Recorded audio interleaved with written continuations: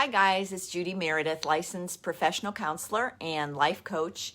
And I'm here to talk today about the most important thing that you really need to have once you get serious about stepping onto a healing journey and stepping onto that healing path and really walking that path.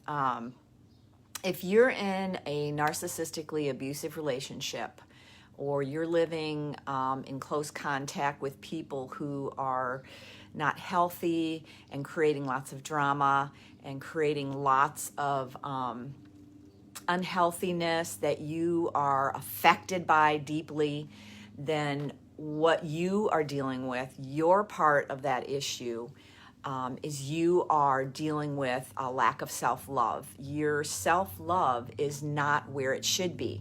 You're down low on the self-love meter. So that's where your work needs to begin. When I work with clients, I often give them a lot of different reading assignments and different listening assignments, things that they do between sessions. People that I want them to study and to learn and to have this education from these experts so that they can come back to session and we can consult about how they've applied that information. And I notice a difference. There are some clients who really grasp onto that and they're so excited about it. And every session, they're like, oh my gosh, I had this revelation, or I was reading so-and-so, and I really applied this to my life. And they'll come to session with, their ideas and their aha moments and their insights that they got. They'll even have some journal writings they want to talk about. And then I have other clients who come to session. They really haven't even talked about the resources that I've given them. And their focus is on the craziness, the upset that's going on in their life, and who did what and who said what, and how they're trying to handle all of this and how it's affecting their life. The difference between those two people is one of them, the group that is really attaching and connecting to the materials that I've given them, those people are not resisting the healing. They are not in resistance to their healing.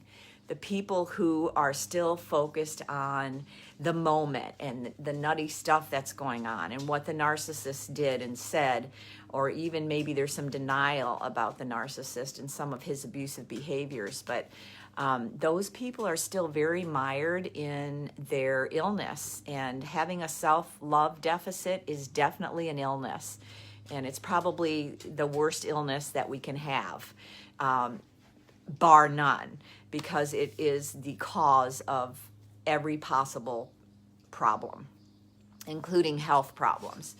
So what I tell the people who are not connecting with the homework assignments that I'm giving, I talk to them about the necessity of having the most important thing that they need in order to really get serious about their healing.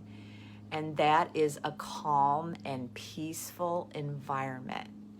You have to stop the craziness that's going on as much as possible, even if you can't get out of the marriage, or you can't move out of the home yet, or you can't get away from your relatives. You've got to create some space and time for just you. And once you're dedicated and you're no longer resistant to the fact that you have a lot of changes to make, and that the issues that you see in your life have to do with you. They're not the people out there. Once you get beyond that resistance, you find a way to create that peace, that calm that you need. Because until you have that calm space, to really do your studying, to really do your learning, to really do your introspection, and to show up for your sessions with me in a way that they can be super useful, you absolutely have to have that calm space.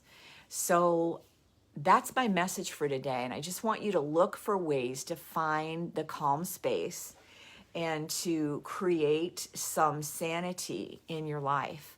Of course, best case scenario is being able to remove yourself from the source of abuse, from the source of chaos, from the source of crisis that's happening all the time, so that, you know, your energy isn't going to always responding to that chaos and to that craziness and to just self-preservation.